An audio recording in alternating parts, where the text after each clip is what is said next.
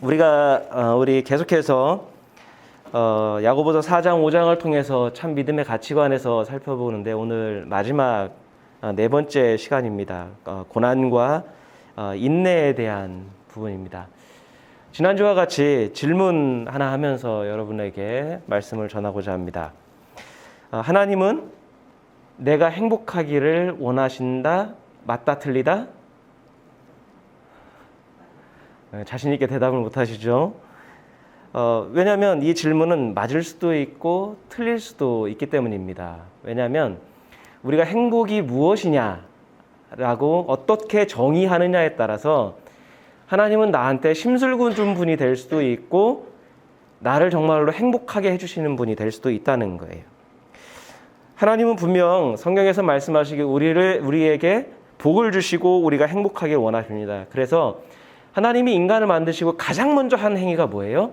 복을 주시며 라고 말씀하세요.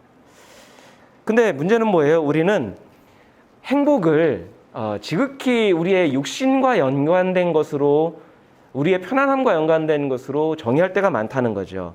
평화로운 삶이나 안정된 직장이나 물질적으로 안정된 상태, 넉넉한 상태, 질병이 없고 건강한 상태, 근심이나 걱정이나 고통이 없는 어떤 상황을 우리는 행복하다라고 규정을 합니다. 그리고 우리가 하나님을 믿기 때문에 하나님 백성인 우리를 하나님께서 당연하게 내가 원하는 이런 것들을 들어주실 것이고 행복하게 해주실 것이고 지켜주실 거라고 보장해 주실 거라고 생각하는 거예요. 물론 이렇게 건강하고 넉넉하고 여유가 있고 편안하고 안정되어 있으면 행복을 느끼기가 편하고 그리고 행복을 느끼며 사는데 훨씬 수월한 것은 사실입니다.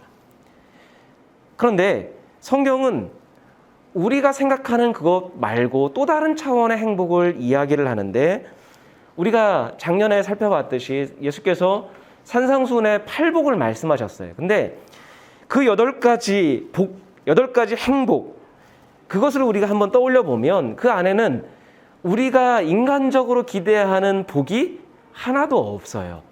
오히려 이게 복이야? 이게 행복이야? 라고 의문을 품을 것들이 더 많아요. 팔복에서는 내 개인적인 느낌, 감정, 내 어떤 성공, 성취, 만족, 열망, 이런 것들에 대해서 말하지 않습니다. 오히려 팔복에서 말하는 행복이 뭐예요? 믿음을 가지고 살아야 하는 이들이 그 감당해야 될 책임을 다했을 때, 의무를 다했을 때, 그리고 마땅히 있어야 될 그 자리에 있을 때, 그런 생각을 할 때, 그때 진짜 행복을 누린다고 말씀해요. 믿음에 합당하게 하나님 자녀로서 살아갈 때 세상은 누리지 못하는 진정한 행복을 느낀다라고 가르쳐 줍니다. 사실 우리는 예수 믿으면 모든 게 잘 풀릴 거라고 생각해요. 대부분의 사람들이 종교를 갖는 이유가 뭐죠? 신을 이용해서, 신을 통해서 내 삶이 평탄하고 무난하고 굴곡이 없는 모든 것이 승승장구하는 것을 바랍니다.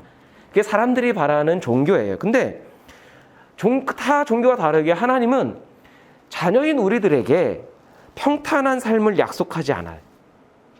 무조건 편안하고 무조건 평탄하고 무조건 성공한 삶을 약속하지 않으셨어요. 그래서 하나님을 믿는 자녀들인데 보통의 어떤 종교를 갖는 사람들이 기대하고 누리는 그런 성공한 삶, 넉넉한 삶, 모든 문제가 해결된 삶을 하나님께서 주시는 게 아니라 하나님은 오히려 그냥 세상 사람들이 겪는 고통이나 어려움이나 걱정을 우리가 똑같이 겪도록 하세요. 왜 그러실까? 하나님은 우리가 모든 것을 다 해결된 상태에서 연약한 게 아니라 우리를 향한 하나님의 목표가 있어요. 그건 뭐냐면 우리가 하나님의 자녀로서, 신자로서 온전하게 되는 것. 무조건 우리가 편안하고 잘 사는 게 아니라 우리가 온전하게 되는 것. 오늘 유아세를 하지만 대부분의 부모들이 자녀를 향해서 갖고 있는 기대는 뭐예요? 그래도 내 자녀는 나보다 성공했으면 좋겠다. 잘 살았으면 좋겠다. 그래서 예전에 부모님들이 자녀들을 무조건 교육을 하고 그 다음에 자녀들한테 모든 걸 쏟는 게 이유가 뭐예요? 얘는 나보다는 잘 살았으면 좋겠다. 얘는 나보다는 성공했으면 좋겠다라고 하지만 부모들의 그 기대가 다 이루어지나요? 부모는 그렇게 원해서 모든 걸 주고 기대하고 또 신앙을 갖고 있는 부모는 그렇게 기도했지만 부모들의 자녀들의 삶에는 여전히 굴곡진 면도 있고 때로는 어렵고 고통과 고난을 당하는 면도 있어요. 그런데 그냥 무조건 잘 되는 것이 다 좋은 걸까? 내가 잘 살고 물질로 넉넉한데 형제들끼리 불화한다든지 아니면은 모난 성격을 갖고 있다든지 이기적인 삶 때문에 세상으로 지탄을 받는다든지 아니면 다른 이들에게 어떤 고통을 주는 삶을 산다고 하면 그게 진짜로 부모가 원하는 행복이었을까? 그러니까 그것을 생각해 보면 하나님이 우리에게 왜 고통과 고난을 허락하실까를 다시 한번 돌아볼 수 있는 거죠. 그래서 성경은 신자들이 누릴 복만 이야기하는 게 아니라 동시에 복도 이야기하지만 고난과 환난에 대해서도 이야기합니다. 우리 몇 구절 보겠습니다. 우리 요한복음 말씀 같이 읽겠습니다. 너희는 세상에서 환난을 당할 것이다. 그러나 용기를 내어라. 내가 세상을 이겼다. 말씀하고 있고요. 베드로전서에서는 사랑하는 여러분, 여러분을 시험하려고 시련의 불길이 여러분 가운데 일어나더라도 무슨 이상한 일이나 생긴 것처럼 놀라지 마십시오. 여러분이 믿음으로 살다 보면 환난이 불길 같은 환난이 일어날 텐데 그거를 그때 하면 그거 이상하다 왜 그렇지 생각하지 말라는 거예요. 또 디모데후서에서는 뭐라고 해요? 그리스도 예수 안에서 경건하게 살려고 하는 사람, 믿음대로 살려고 하는 사람은 모두 박해를 받을 것입니다. 우리가 생각하는 것과 달라요. 경건하게 살수록 말씀을 따라 믿음대로 살수록 박해를 받는다고 이야기합니다. 바른 믿음으로 살려고 할수록 더 고난이 있을 수 있다 이야기합니다. 아마 대부분의 신자들은 이런 구절들을 별로 좋아하지는 않을 거예요. 하나님 말씀이니까 성경이니까 내가 읽고 그렇다라고 고백은 하지만 이거는 나와 상관없는 이런 일들은 나와는 동떨어진 내 삶에 벌어지지 않았으면 좋겠다라고 이야기할 거예요. 왜요? 박해가 고난이 기분 좋은 게 아니에요. 환난과 시험은 고통스러운 거예요. 그런데 성경에서는 분명히 신자들이 걷고 감당해야 될 믿음의 길이 따로 있다. 세상 사람들은 어쩌면 당하지 않는, 세상 사람들은 짊어지지 않아도 되는 우리의 어떤 짐이 있다라고 이야기를 해요. 사람들은 상황이 나빠지고 고난에 처하게 되고 하면은 불행하다고 느낍니다. 내 지금의 상황이 어떤 여러 가지 면에서 부족하다고 생각하면 이 상황이 바뀌어야만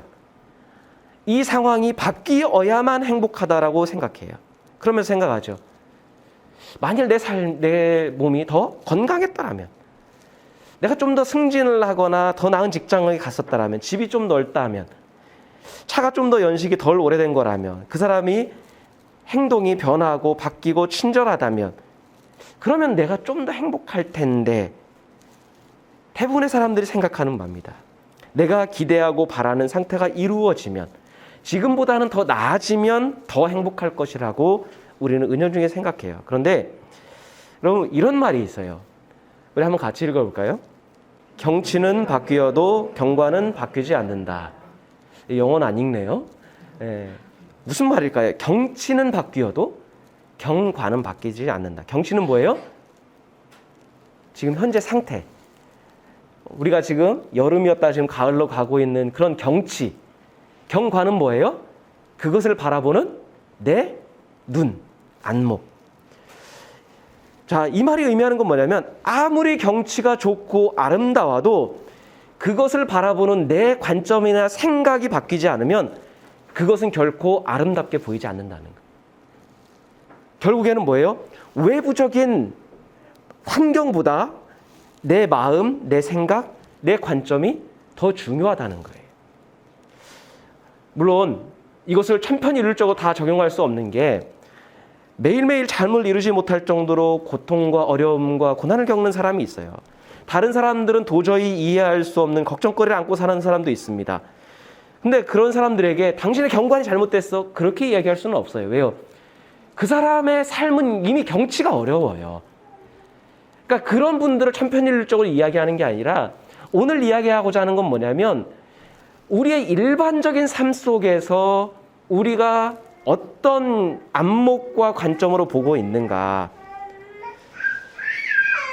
내 삶의 어려운 부분만 보고 다른 사람들과 어쩌면 동일할 수도 있고 나을 수도 있고 내가 복을 받을 누리는 면이 있음에도 불구하고 내 삶의 나쁜 점만, 단점만, 부족한 점만 보면서 원망하면 아무것도 바뀌지 않는다라는 거예요. 내가 경치를 바라보면 산을 바라보면서 아우 저 산은 왜 저래라고 내가 아무리 이야기한다 한들 경치는 바뀌지 않아요. 뭐가 바뀌면 그 경치가 바뀌는 걸까요? 그것을 바라보는 내 경관. 그래서 내 삶을 믿음으로 바라보는 그리고 그렇게 살아가는 믿음의 경관을 우리가 길러야 한다는 거죠. 하나님은 소망을 주시는 분이에요. 성경에서 분명히 말씀하는 거 하나님은 우리에게 행복을 주시고 행복하기를 원하시는 분이에요. 그리고 하나님은 우리가 복을 제대로 누리기를 원하시는 분이에요. 이것은 사실입니다. 그리고 우리는 이것을 믿음으로 받아들여야 돼요. 야고보 당시에 믿음 때문에 가족에게 버림받은 사람들이 있었어요. 복음을 위해서 집과 재산을 잃어버린 사람들도 있었습니다. 신앙을 지키기 위해서 굶어 죽어가는 사람도 있었고요. 맹수의 먹이로 던져지는 사람들도 있었어요. 로마 정부의 감시와 박해를 피해서 동굴 속에서 숨어서 지내는 사람들도 있었습니다. 그들은 믿음을 지키기 위해서 주님을 섬기기 위해서 숨어 지내야 했어요. 목숨을 지키기 위해서 도망 다녀야 했습니다. 이런 생활이 오래되자 그들은 너무 힘들고 고통스럽고 어려운 거예요. 신앙적으로 갈등이 생기는 거예요. 내가 이렇게까지 살아야 되는 건가? 내 삶에 믿음이 이 정도의 어떤 비중이 있는 것인가? 갈등하는 사람들도 있었고 점점 믿음을 버리는 사람들도 있었고 어떤 사람은 배교하는 사람들도 있었어요. 그럼 그들에게 필요한 말씀이 무엇일까?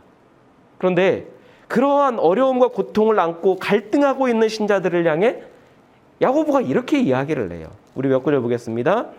7절입니다. 그러므로 형제자매 여러분 주님께서 오실 때까지 참고 견디십시오. 8절입니다. 여러분도 참으십시오. 마음을 굳게 하십시오. 형제자매 여러분 심판을 받지 아니하고는 서로 원망하지 마십시오. 형제자매 여러분 주님의 이름으로 예언한 예언자들을 고난과 인내의 본보기로 삼으십시오. 좀 위로해 줬으면 좋을 것 같아요. 우리가 그렇잖아요. 어려움을 당할 때 내가 잘못을 했든 아니든 내 생각이 믿음이 있는 것이든 없는 것이든 우리 심정은 그렇잖아요. 누군가 그냥 무조건 내 편 들어줬으면 좋겠다. 근데 성경은 좀 그러지 않은 것 같아요. 늘 원론을 이야기를 해요. 야고보가 뭐라고 이야기해요? 야속하게도 여러분의 환경이나 상황이 바뀌거나 나아지지 않을 겁니다라고 이야기를 해요. 얼마나 야속해요. 고통과 고난이 사라질 거라고 이야기하잖아요. 오히려 뭐라고 해요? 여러분 참아야 됩니다. 인내해야 됩니다. 견뎌야 됩니다. 흔들리는 여러분의 마음을 굳게 해야 됩니다라고 이야기를 해요. 좀 야속하게 들리죠. 현실감이 없는 이야기처럼 들립니다. 그런데 이렇게 이야기하는 이유가 있어요. 뭐예요? 신자는 뭐예요? 주님의 날을 준비하는 사람들이기 때문에. 주님의 날이 없다면, 주님의 은총의 날이 없다면 버릴 수 있죠. 떠날 수 있죠. 포기할 수 있죠. 근데 문제는 뭐예요? 주님의 날, 우리는 그 날을 믿고 있기 때문이라는 거예요. 하나님께서 믿음을 지킨 자들에게 약속하신 보장이 있어요. 약속이 있어요. 주님께서 오실 날이 있어요. 심판의 날이 있어요. 그러니까 힘들어도 견뎌야 된다는 거예요. 힘들어도 참아야 된다는 거예요. 주님의 날을 준비하면서 현재의 고난을 견디면서 흔들리고 있는 믿음을 포기해야 되나 갈등하고 있는 신자들에게 야고보가 세 가지의 예를 들어서 여러분들 이 사람들을 보면서 여러분들의 고난을 돌아보고 고난을 참아 보십시오라고 이야기합니다. 첫째가 누구예요? 농부예요. 5장 7절에 보면요. 그러므로 형제자매 여러분 주님께서 오실 때까지 참고 견디십시오. 보십시오. 농부는 이른 비와 늦은 비가 땅에 내리기까지 오래 참으며 땅의 귀한 소출을 기다립니다. 여러분 현재 상황이 어려워요. 나의 통제를 벗어났어요. 어떻게 해볼 도리가 없습니다. 그럼 그때 어떻게 해야 될까요? 그럴 때 농부를 보면서 참고 기다리라는 거예요. 현재 상황이 내 손을 벗어났다고 해도 하나님의 손 안에 있기 때문에 포기하지 말고 주님이 오시기까지 오래 참으라고 하는 거예요. 자, 오래 참으라는 말의 원래 의미는 뭐냐면 잘 안 맞는 사람을 오래 견딘다는 의미가 있어요. 이 사람하고 안 맞아요. 근데 이 사람과 결별하거나 버리거나 포기하는 게 아니라 이 잘 안 맞는 사람과 오래 견디면서 한 공간에 있는 게 오래 참다라는 의미예요. 그러니까 뭐예요? 그 어려운 사람을 오래 견디는 것, 그리고 지금의 어려운 환경을 믿음으로 참고 견디는 것. 안 맞기 때문에 버리는 거나 안 맞기 때문에 결별하는 게 아니라 안 맞음에도 불구하고 참고 인내하고 견디는 것. 그게 필요하다는 것. 그러면서 농부의 예를 들죠. 농부의 기다림은 우리 한번 생각해 보겠습니다. 농부의 기다림은요, 자신의 한계를 고백하고 받아들이는 데서 옵니다. 자신이 할 일을 다 하고 자신이 할 수 있는 일은 다 하되 할 수 없는 일을 겸허하게 받아들이는 게 바로 농부의 일이에요. 자, 농부가 농사에 대한 전문적인 지식을 익혔습니다. 그리고 지식을 익히고 이제 결실을 위해서 제일 처음에 하는 게 뭐예요? 밭을 곱게 갈았어요. 거기다가 좋은 씨앗을 파종을 했습니다. 근데 농부의 한계는 여기까지. 햇빛이 얼마나 들지, 비가 얼마나 올지, 가뭄이 올지, 비가 언제 올지, 날이 흐를지 막을지 농부는 주관할 수 없어요. 내가 할 수 있는 건 어디까지예요? 지식을 익히고 밭을 갈고 파종을 하고 혹여 비가 오고 잡초가 난다면 잡초를 뽑고 그러면서 기다리는 거예요. 농부는 파종한 이후에 비나 날씨나 모든 바람을 자기가 주관할 수 없다는 것을 알아요. 그래서 기다립니다. 장마가 오면 해가 날 때까지 기다리고 가뭄이 오면 비가 올 때까지 기다리고 이른 비와 늦은 비를 기다려요. 그런데 그렇게 기다리다 보면 여름이 오고 가을이 오고 기다리다 보면 가뭄도 있었는데 비도 오고 태풍이 있었는데 좋은 날도 오고 그러다 보면 어느덧 우리가 지금 들녘을 보고 있는 것처럼 이 10월에 들녘을 보고 있는 것처럼 결실이 맺고 있다라는 거예요. 근데 그게 저절로 된 거냐는 거예요. 농부의 기다림. 그것이 결실을 맺었다는 거죠. 이처럼 결혼 생활에도 가정 생활에도 학업에도 또 자녀 문제에도 직장 생활에도 신앙 생활에도 계절이 있다는 거예요. 꽃피는 봄이 있을 수 있고 혹독한 여름이 있을 수도 있고 하지만은 풍성한 겨울이 있을 수도, 풍성한 가을이 있을 수도 있다는 거예요. 아, 내가 지금 마음이 조급해서 꽃이 왜 안 펴? 열매가 없다고 땅을 파헤치고 옮기면 열매를 거둘 수 없어요. 왜 안 나오지? 내가 원하는 때에 내가 그게 싹이 나오고 내가 원하는 때에 열매를 맺어야 되나요? 아니에요. 때가 돼야 돼요. 참아야 돼요. 곡식처럼 나무처럼 이 상황을 참고 기다려야 된다는 거예요. 힘든 사람에 대해서 오래 참아야 되고 앞으로 어떤 일이 일어날지 우리에게 아무 걸지 못하기 때문에 시간이 걸릴 수 있기 때문에 기다리는 거예요. 그럼에도 지금의 힘든 계절을 견디고 끝까지 참고 믿음 안에서 있으면 결실의 계절이 반드시 올 것이다. 약속하시는 거죠. 하나님이 우리의 삶을 개입하시고 우리의 믿음의 삶을 회복시키실 때가 분명히 있다는 거예요. 믿음으로 견딘 만큼 삶의 은혜를 주실 것이라는 거예요. 그러니까 농부가 하늘의 은총을 바라는 것처럼 우리 또한 하나님 안에 믿음으로 견디면 그 소망과 약속을 붙들고 기다리면 주님께서 은총을 내리신다는 거예요. 자, 그런데 야고보는 농부처럼 기다리라고 말하면서 또 뭐라고 이야기해요? 야고보서 5장 9절 말씀 같이 읽겠습니다. 형제자매 여러분, 심판을 받지 않으려거든 서로 원망하지 마십시오. 보십시오, 심판하실 분께서 이미 문 앞에 서 계십니다. 여러분, 야고보가 왜 이렇게 말할까요? 기다리고 있는 사람한테 농부한테 왜 원망하지 말라고 할까요? 여러분, 인내와 참음이 어디서부터 무너집니까? 원망부터 시작되는 거예요. 불평부터 시작하는 거예요. 우리가 몇 주 전에 살펴봤죠. 원망의 뜻이 뭐예요? 속으로는 한숨 짓고 밖으로는 투덜거리는 거예요. 내 안에 있는 한숨이 밖으로 툭 튀어나오는 게 원망이에요. 원망과 비난, 투덜거림은 우리 마음속에 있는 그 부정적인 생각, 나쁜 감정을 계속 쌓아 있다라는 것을 이야기하는 것이고 그것을 표현하는 거예요. 그런데 원망을 한다고 일이 해결되거나 마음이 풀어지나요? 원망을 실컷 하면 우리의 마음이 풀어지나요? 우리의 말과 생각, 태도, 삶을 더 부정적으로 만들 뿐이지 나아지는 건 없어요, 사실. 농부가 비가 안 온다고 하늘을 향해서 원망하고 소리 지르고 막 분노하고 그런다고 해서 날씨가 바뀝니까? 기후가 바뀝니까? 그런다고 해서 비가 옵니까? 본인만 힘든 거예요. 본인 몸과 마음만 해칠 뿐이에요. 농부는 어떻게 해야 돼요? 순응해야 되는 거예요. 때가 있겠지. 하늘의 은총이 있겠지. 하늘의 긍휼의 비가 내리겠지. 그것처럼 믿음의 사람도 내가 지금 겨울을 지나고 있구나. 내가 여름을 지나고 있구나. 아직 열매가 없지만 꽃은 핀 봄을 지내고 있구나. 이 계절이 지나야, 이 계절을 견뎌야 가을이 온다는 것을 받아들이고, 그리고 무엇보다 하나님께서 우리에게 약속하신 것이 있기 때문에 그것을 소망으로 믿음으로 받아들이면서 그때를 지나가야 되는 거죠.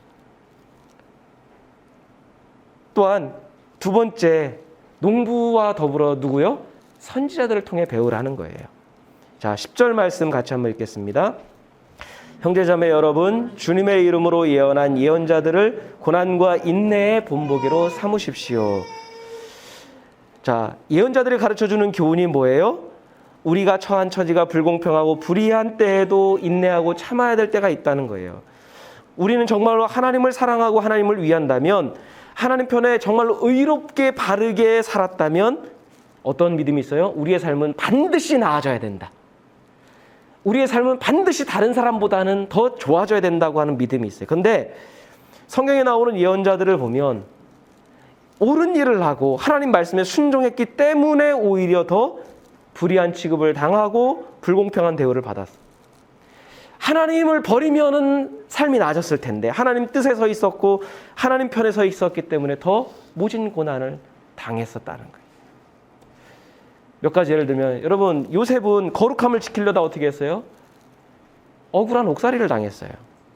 다니엘은 부당한 명령에 굴복하지 않아서 어떻게 해요? 사자굴에 던져졌어요. 예레미야는 하나님 명령에 순종해서 말씀을 선포하다가 구덩이에 던져졌고 생명의 위협을 받았어요. 베드로와 바울은 복음을 증거하다가 십자가에 거꾸로 못 박혀서 죽었고 목이 잘려서 순교했습니다. 이들이 만약에 하나님을 믿지 않았다면, 믿음을 포기했다면 당하지 않아도 될 일을 그들은 감수했어요. 근데 여러분, 이거는 너무 불공평하죠. 믿음 때문에 당하지 않아도 될 고난을 당했어요. 하나님 명령에 순종했기 때문에 더 고통을 당했어요. 더 감당해야 될 짐들이 많아졌어요. 여러분, 신앙생활을 열심히 하면 할수록, 바르게 살면 살수록 내 삶은 더, 인생은 더 순탄하고 여유로워질 것이야, 하나님 반드시 그렇게 해줄 것이야 라고 믿는, 그게 그 사람의 신앙의 고백이라고 하면, 믿음 때문에 고난과 고통을 당해야 되는 상황이 온다면 그 사람은 신앙생활에 환멸을 느낄 거예요. 왜요? 내가 믿는 하나님이 아니에요. 하나님은 원망하고 믿음을 포기하겠죠. 하지만 하나님은 신자인 우리의 삶에 복도 평강도 약속하셨지만 고난과 시련도 말씀하셨어요. 왜요? 하나님의 법과 세상의 법이 다르기 때문에, 세상이 우리에게 요구하는 것과 하나님이 요구하는 게 다르기 때문에 그 중에 하나 믿음을 선택한다면, 믿음이 없으면 당하지 않아도 될 그 고난을 당해야 되는 거예요. 하나님은 고난과 시련을 통해서도 신자가 하늘의 복을 누리기를 원하는 거예요. 지금 당장의 일시적인 어떤 나아짐이 아니라 하늘의 복을 제대로 누리기를 원하시는 거예요. 고난과 시련을 당해도 하나님의 뜻을 드러내시고 하나님의 손길로 인도하시는 거예요. 왜 예언서가 기록되어 있을까? 그 예언자들의 그 고통스러운, 그리고 어려운, 아픈 그 결말들이 고백에 있을까? 왜요? 그것을 통해서 하나님 말씀하시는 게 있는 거예요. 그들의 삶이 끝난 거 아니다. 그들이 죽음으로, 고통으로만 끝난 게 아니다. 하나님의 약속이 있다. 하나님의 보상이 있다. 그거를 약속하시는. 그러니까 때로는 우리의 삶에 어떤 불의하고 불공평한 상황이 좀 지속되더라도 견뎌야 되는 이유가 뭐예요? 예언자들을 보면서 하나님의 때가 있다. 이 세상이 전부가 아니다. 라는 것을 배우는 거죠. 야고보는 또 세 번째 욥을 통해서 배우라고 이야기합니다. 우리 11절 말씀입니다. 보십시오. 사람은 복되다고 우리는 생각합니다. 여러분은 욥이 어떻게 참고 견디었는지를 들었고 또 주님께서 나중에 그에게 어떻게 하셨는지를 알고 있습니다. 주님은 가여워하시는 마음이 넘치고 불쌍히 여기시는 마음이 크십니다. 욥이 우리에게 주는 교훈은 뭐예요? 욥의 시작과 이걸 읽으면서 왜 우리가 이런 고난을 당해야 되는지 이해하지 못할 때 그때에도 인내해야 되는 거예요. 욥은 처음 시작부터 어떻게 해요? 의로운 사람이었어요. 거룩하게 한 사람이었어요. 흠이 없는 사람이었어요. 혹시 모를 범죄 때문에라도 하나님 앞에 몸부림치면서 거룩하게 살려고 날마다 깨어있는 사람이었어요. 근데 그런 사람에게 어느 날 시련이 닥쳤어요. 자녀들이 한날에 죽었고요. 도적들에게 재산을 다 뺏겼고요. 자신은 심한 질병에 걸려서 온몸에 고름이 흘렀고 아내는 그런 욥을 저주하면서 떠났습니다. 모든 게 다 한순간에 무너졌어요. 욥은 그런 고난 가운데서 탄식하며 절망했어요. 내가 왜 이런 고난을 겪어야 되나 이해할 수가 없었어요. 내 삶을 아무리 돌아보아도 친구들이 와서 자신의 어떤 너 죄 지었을 거라고 이야기도 아무리 돌아봐도 본인은 하나님 옆에 몸부림쳐 바르게 살려고 했던 기억밖에 없어요. 이해할 수가 없어요. 그럼에도 불구하고 원망하긴 했지만 너무나 고통이 커서 신음하긴 했지만 욥은 어떻게 해요? 끝까지 잘 견뎠어요. 이해할 수 없는 고난에서도 하나님을 버리지 않았고 믿음을 포기하지 않았어요. 여러분 인내라고 하는 말에는 원어를 보면요. 압박 아래에서 견딘다라는 뜻이 있습니다. 압박 아래에서. 어떤 중압감에서 견딘다는 뜻이 있어요. 예를 들어서 어떤 사람이 여러분들이 이제 운동을 다이어트를 위해서 건강을 위해서 이제 역기를 덤벨을 들기 시작합니다. 근데 처음에 딱 목표를 정해놓고 80kg로 시작을 했어요. 자, 여러분 첫날 80kg 어떻게 들 수 있나요? 한 개도 들지 못했어요. 너무 힘이 들었어요. 왜요? 역기가 누르는 압력이 너무나 크기 때문에 감당이 안 되는 거예요. 그런데 그것을 포기하지 않고 매일매일 조그만 무게부터 시작해서 역기를 들었습니다. 그러면 6달 후에 1년 뒤에는 어떻게 됐을까요? 여전히 그 역기가 들 수 없는 불가능한 무게인가요? 꾸준히 매일 한 사람이라고 한다면 웬만한 남자라면 여러 개, 수십 개도 할 수 있을 거예요. 역기의 무게는 변한 게 없습니다. 80kg 그대로예요. 6개월 전에도 지금도 80kg입니다. 무엇이 변했어요? 역기의 그 압력 아래에서 견뎠던 그 사람에게 근육이 생겼고 힘이 생겼어요. 무게는 달라지지 않았지만 무게를 견딘 사람이 강해진 거예요. 여러분 마찬가지예요. 우리가 하나님의 약속을 믿고 포기하지 않고 인내하면 누가 강해져요? 우리가 강해지는 거예요. 우리 안에 믿음의 근육이 생기는 거예요. 그것을 견디고 들 수 있는 힘이 생기는 거예요. 그 참기 어려운 사람을 견디게 되고요. 참기 힘든 고난이 이제는 오히려 노래를 부르면서 지나갈 수 있는 상황도 될 수 있는 거예요. 하나님의 뜻은 우리를 무조건 힘든 상황에서 빼주시는 게 아니라 그것을 우리가 통과하고 극복함을 통해서 우리를 강하게 만드시는 거예요. 세상에서 우리가 연약하거나 날마다 피해 다니는 사람 존재가 아니라 강하게 세상을 뚫고 감당하는. 욥은 처음에는 아무것도 몰랐습니다. 알 수 없는 극한 고난, 이해할 수 없어요. 근데 그가 그럼에도 불구하고 인내할 때 하나님께서 욥에게 자비와 긍휼을 베푸셨어요. 욥은 그 고난을 인내하는 것을 통해 견디는 것을 통해 하나님의 뜻을 더 완전하게 깨달을 수 있었습니다. 결국에 욥이 어떻게 고백해요? 같이 읽겠습니다. 주님이 어떤 분이시라는 것을 지금까지는 제가 귀로만 들었습니다. 그러나 이제는 제가 제 눈으로 주님을 뵙습니다. 지금까지는 귀로 들은 하나님은 이런 분이야, 하나님은 이런 분이야, 하나님은 이렇게 하셨어. 다른 사람들의 경험, 그냥 성경에 있는 어떤 지식, 그거를 들었는데 욥이 느낀 건 뭐예요? 이제는 내가 내 눈으로 하나님을 봅니다. 하나님 진짜 사실이었군요. 욥은 고난을 통해서 머리로만 알고 있었던 하나님을 직접 경험한 거예요. 하나님을 지식적으로 알다가 살아계신 하나님이 나와 함께 하셨구나. 내가 이해할 수 없고 보이지 않는 그 상황에서도 하나님은 나와 내 곁에서 나와 함께 하시고 동행하셨구나. 직접 체험한 거죠. 하나님은 분명히 우리에게 복을 주시는 하나님이십니다. 그런데 그 복은 상황과 환경을 무조건 편하게 바꾸어 주시는 세상적인 복이 아니라 우리를 성숙하게 하고 우리를 강하게 하고 세상을 감당하게 하고 오히려 다른 사람들을 도우는 데까지 이를수록 성숙하게 하는 그런 복을 우리에게 주시는 거예요. 그것을 통해 우리가 하나님의 나라를 더 소망하게 하시는 거죠. 세상이 전부가 아니라 세상의 불완전한 그런 행운과 행복이 아니라 온전한 행복을 누리기를 원하시는 거예요. 따라서 우리가 고통의 과정에서 하나님 나 일 열애시켜달라고 그렇게만 기도하는 게 아니라 하나님 내가 이 과정을 통과할 수 있는 그리고 하나님의 때까지 인내하고 견딜 수 있는 믿음을 달라고 구해야 되는 거죠. 우리가 미처 깨닫지 못할 때에도 하나님은 우리에게 최선의 것을 주시는 좋은 아버지이심을 깊게 신뢰해야 합니다. 고난과 어려움에 대한 우리의 경관, 마음이 바뀐다면 하나님의 더 크신 은혜를 경험하게 될 거예요.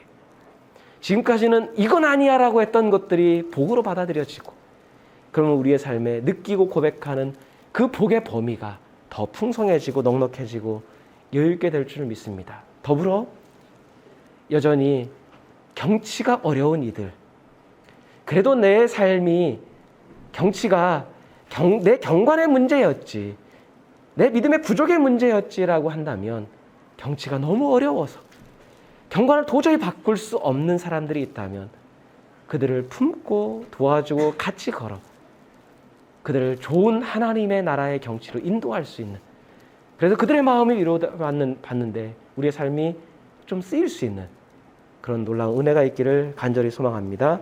같이 기도하겠습니다.